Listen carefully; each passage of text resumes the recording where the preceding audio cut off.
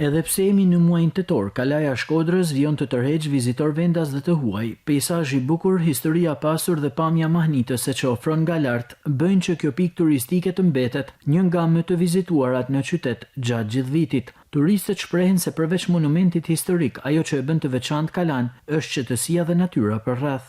I'm from Austria. Erdha tani nga Austria. Për mua është hera e parë që e vizitoj qytetin tuaj.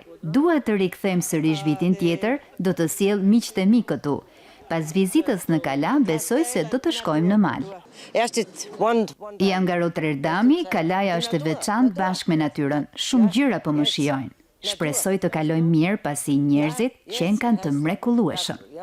Turistët në Shkodër ndalen në Kala për një vizitë, ndërsa ndollen qoftë edhe tranzit drejt veriut të vendit. Kalaja Shkodrës ka pozicion të atill që nuk tërheq vetëm për vlerat e trashëgimisë historike, por edhe për peizazhet fantastike që mund të shihen prej saj me liçenin dhe luginën e Bunës. Në këtë mënyrë, Kalaja Rozafës dëshmon se turizmi në Shkodër nuk kufizohet vetëm në muajt e verës, por vijon edhe gjatë stineve të tjera.